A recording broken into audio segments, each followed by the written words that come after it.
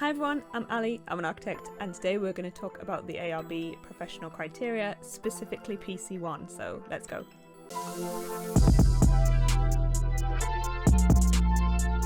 Okay, so before watching this, I advise you watch my breakdown of the ARB Part III criteria, and then this video and a series of another 4, so 5 total, will just break down what the 5 professional criteria are, which is something that was requested on that video.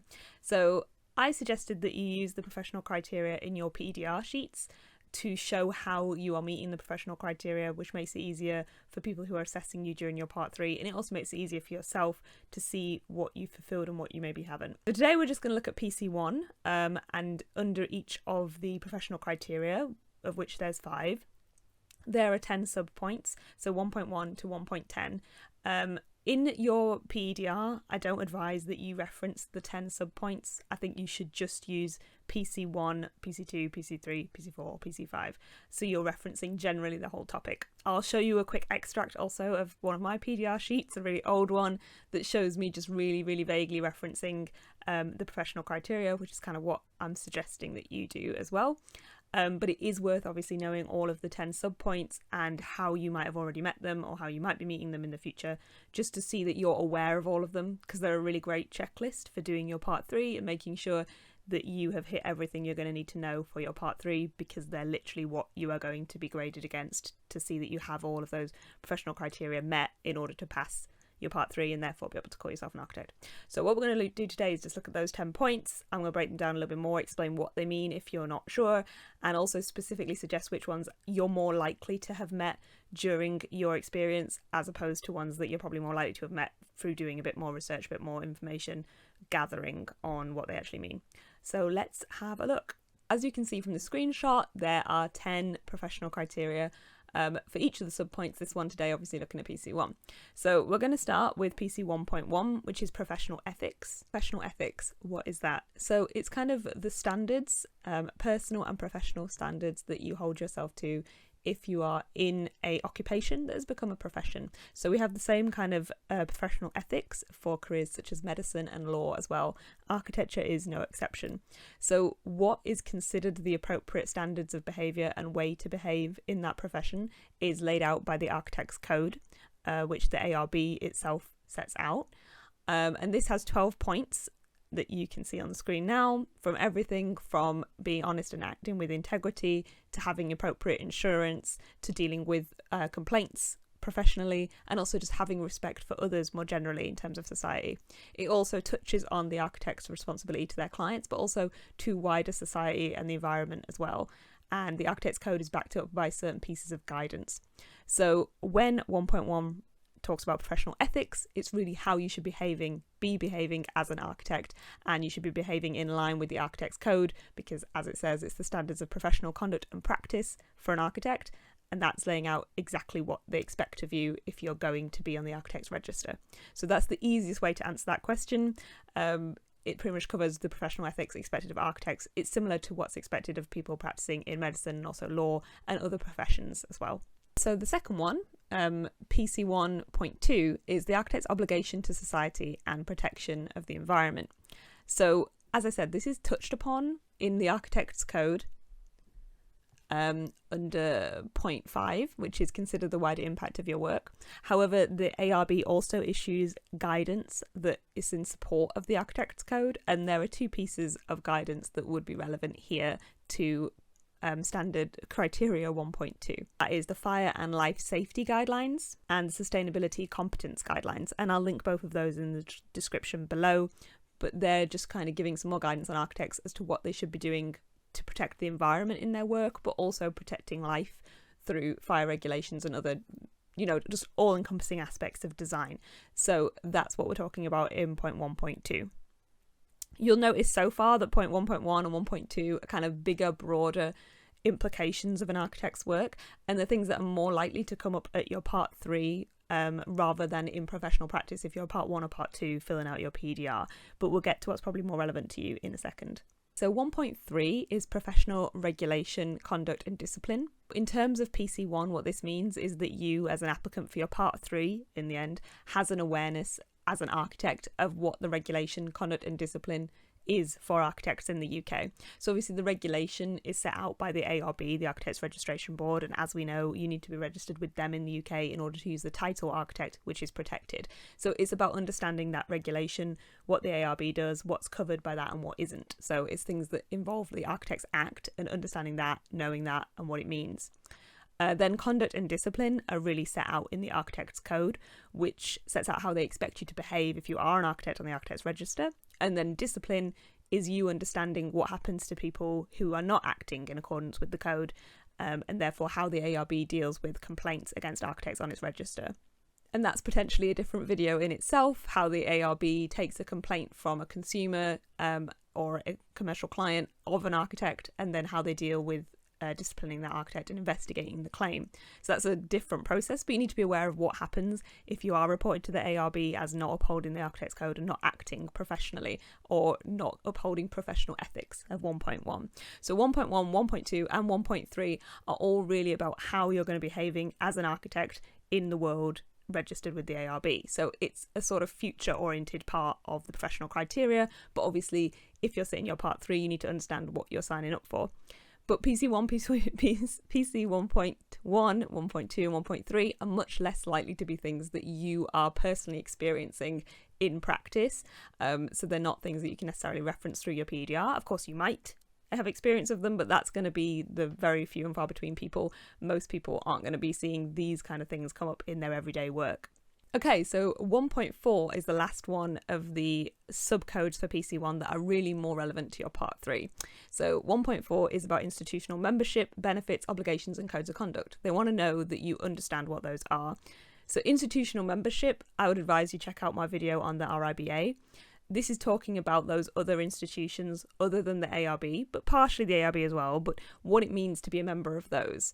So basically the benefits, the obligations you have, and their individual codes of conduct. So the RIBA and the RIS and all the other bodies such as that have their own codes of conduct that you sign up to in addition to the ARB's Architects Code if you're an architect and you're a member of those bodies as well.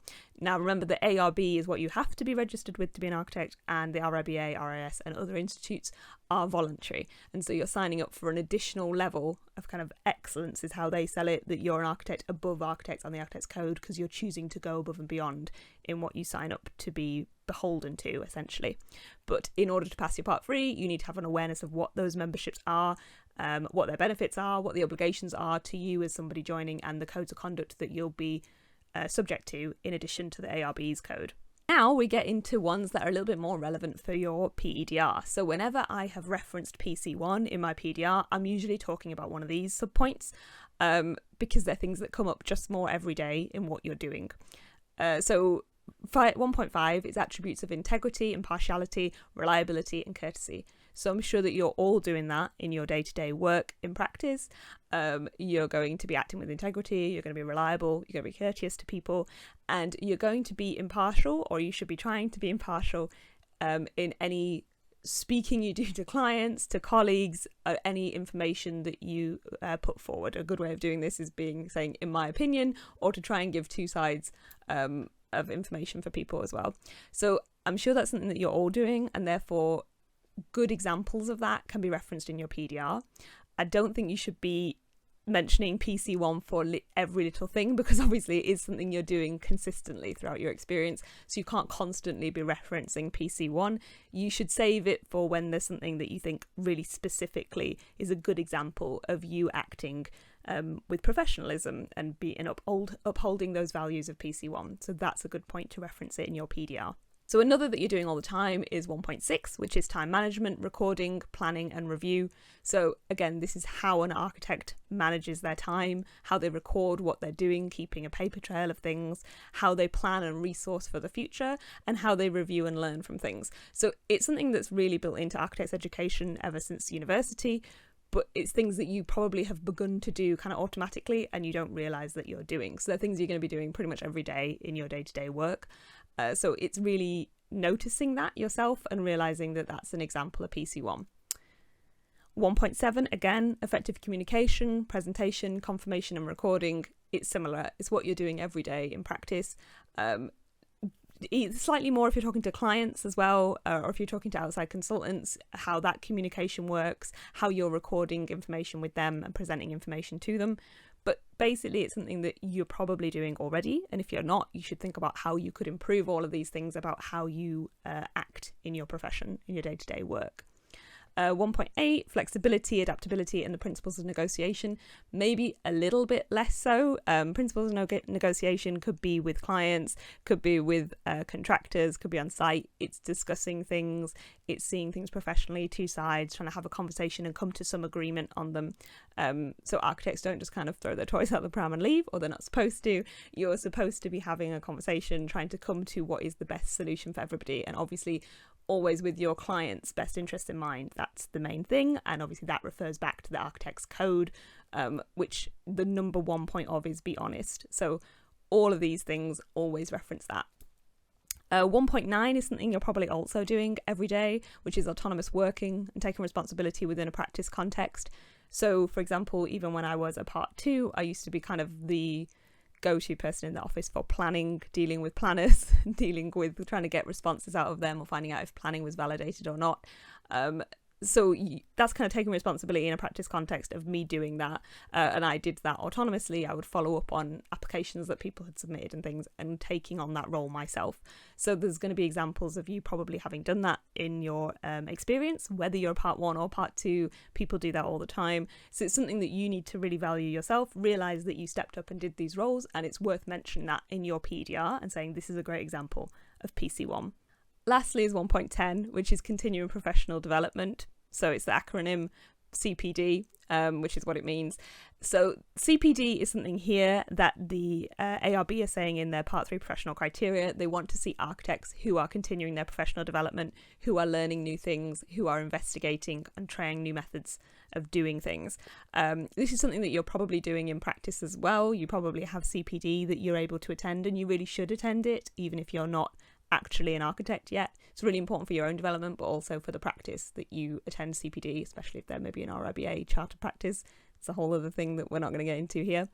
But the ARB at the moment doesn't have CPD as part of its Architects Code. However, if you are a member of the voluntary institutions such as the RIBA and the RIS, such as myself, then CPD is part of the code that you sign up to in those institutes. So you have a requirement of doing so much CPD a year, and you need to do that in order to uphold that code, in order to stay part of their membership.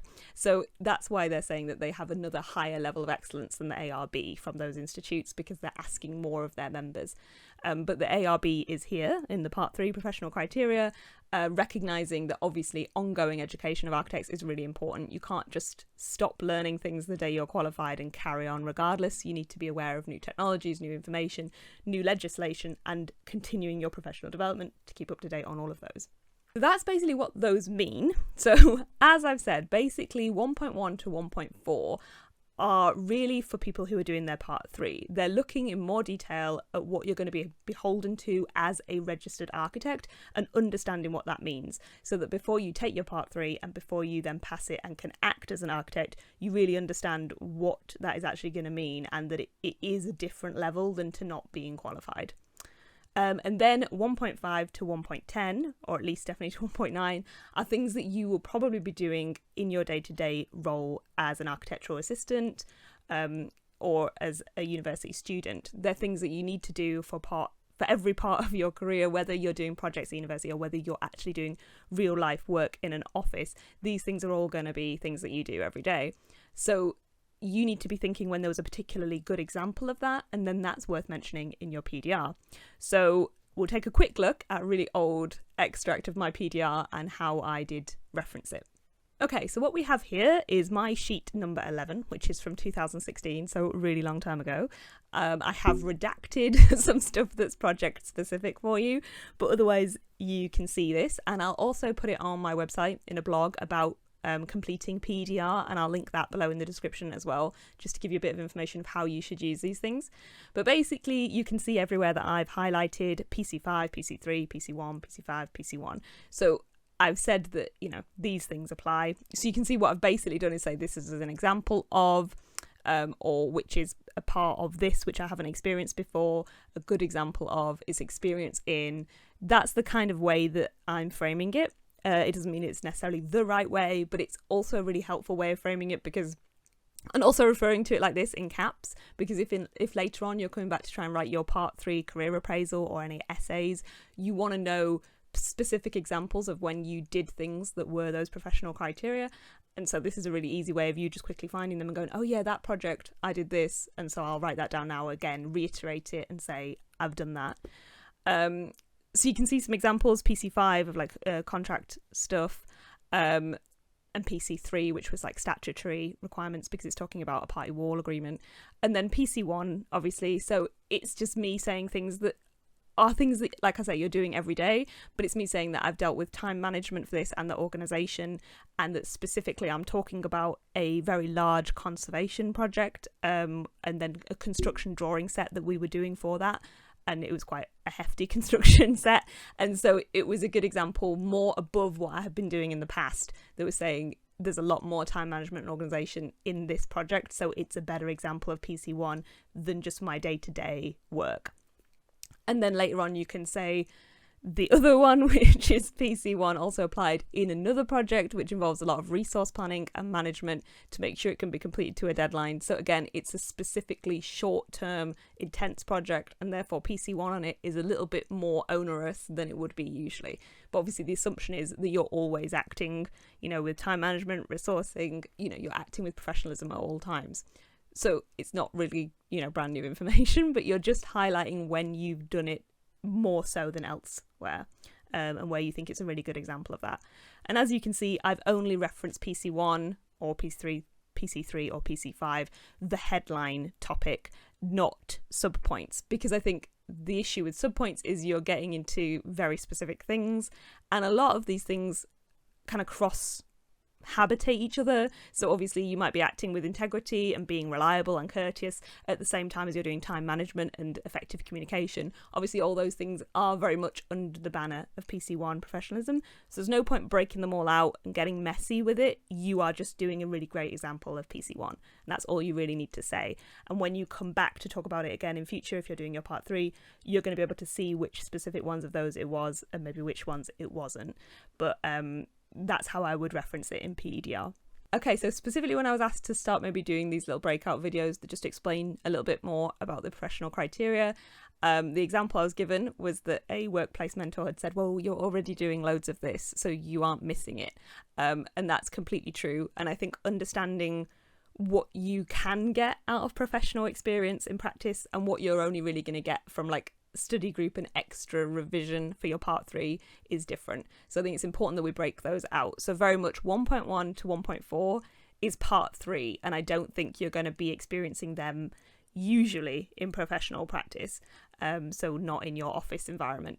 Whereas 1.5 to 1.10, I think you are going to be experiencing quite a lot, and it's really good that you look at them all and think, oh, actually, yeah, I have done a lot of that. And that's where you're going to get the experience that proves you can actually do it in practice, whereas 1.1 to 1.4 are more knowledge-based about, do you know what it means to be an architect in the UK, and are you going to act appropriately when you are one, is essentially what it is. So I'm going to do the same kind of breakdown for the rest of the criteria of what are really knowledge or research-based, things that you're going to have to put a little bit extra time into, usually when you come to your Part 3, not really before that, and ones that you are actually more likely to experience in practice, or that you can if you have the appropriate experience. So they're ones that maybe you can ask your practice about, is there a chance of me actually being able to have a go at this in real life, in an actual project setting? So I'll kind of make it clearer which ones are likely to be referenced from your PEDR and which ones are just really more likely to be done when you come to your Part 3. So I hope that's helpful as a breakdown of PC1. The other ones will be coming, hopefully a bit quicker than once a month, because they hopefully a little bit quicker overviews. And yeah, that's it. I hope that was helpful, guys. Have a great day wherever you are, and thank you very much for watching. See you next time. Bye. Lastly is 1.10. Sorry, I'm laughing from before.